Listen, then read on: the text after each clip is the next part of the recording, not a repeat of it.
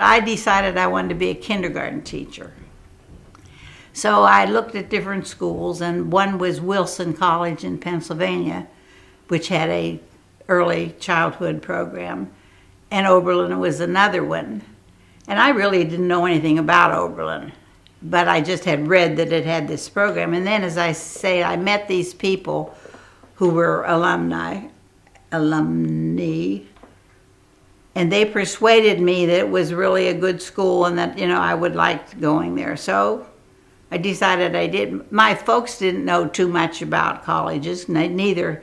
My dad went to Indiana State Normal School for a year for a business course, but that was all the education they had after high school. Well, my mother, as I said, didn't even go to high school. So I just really sort of fell into Oberlin, but I liked it. I enjoyed it, and I think it was a good school. I think it's still a good school, but it wasn't well known in Pennsylvania.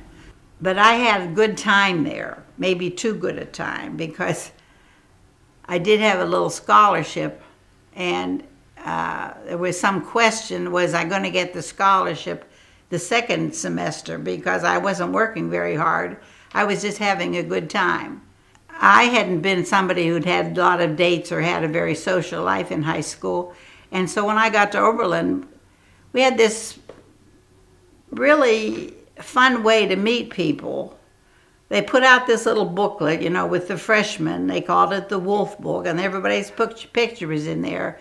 And the upperclassmen would check out the pictures and call people up, and everybody just mixed up together. It wasn't one-on-one all the time. And every night after dinner, they had what they called Rec Hall, a place in one of the old buildings where we had live music every night from 7 to 8. So people would go there and dance. And then at 8 o'clock, you'd go to the library to study.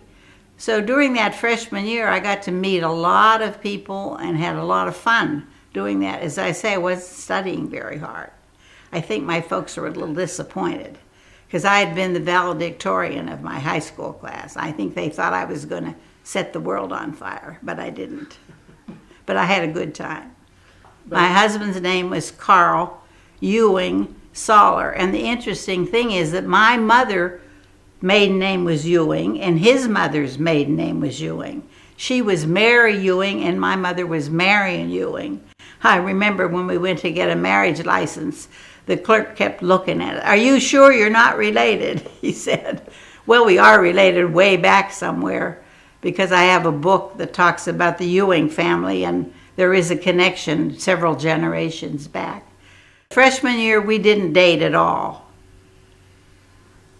But sophomore year, right at the beginning of sophomore year, I think we did start to date. And he'd had the girlfriend freshman year, and she said to me at the beginning of our sophomore year, "What's the matter with Carl? He doesn't call me." And he was calling me at that time, so I didn't quite know what to say to her. But anyhow, we did date all during our sophomore year. And we sort of got engaged, I guess you could say, because, the war was on then. Things were different. Things were going very quickly. I can still remember December 7th. It's so clear in my mind, and so much of it is not, but just that one day, I had gone home with a friend for the weekend to Cleveland, and we hadn't had the radio on or anything, and we came back Sunday afternoon. Her folks drove us back to Oberlin, and we didn't know anything about the war until we got back to school. And of course, it was quite a hubbub. And I had a date that night with somebody else, not with Carl, but somebody else. And I can remember coming down the stairs in our dormitory. It was a big old house, and there was this great big long stairway, and there were probably 50 or 75 people milling around in the main room. And I can still see our house mother. She was a tall, regal woman with her hair up on top of her head. And she was trying to sort of direct people, I guess, but everybody was excited, of course.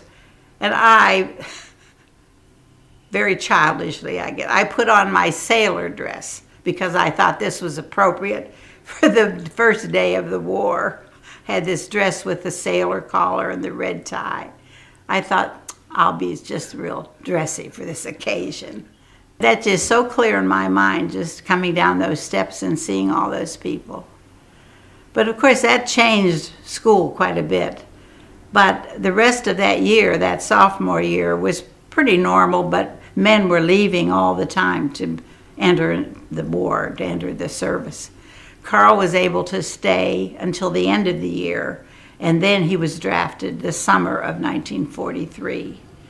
So he went to California first, and can't remember how many places, although finally he went into the ASTP, which is the Army Specialized Training Program, which was a program to train officers. They took men who passed a certain test, who had mostly had some college training, although not all of them, and sent them to the different colleges. It was one way to keep the colleges open, too.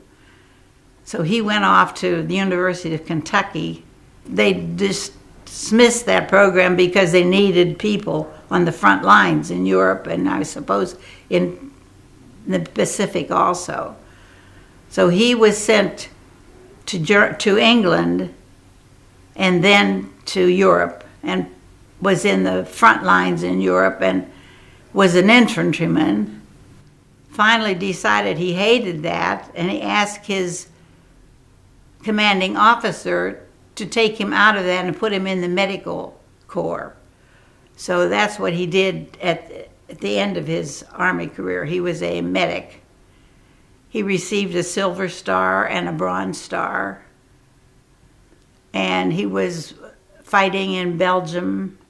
I think he missed the Battle of the Bulge just because he got a little in his chin. He got a piece of shrapnel.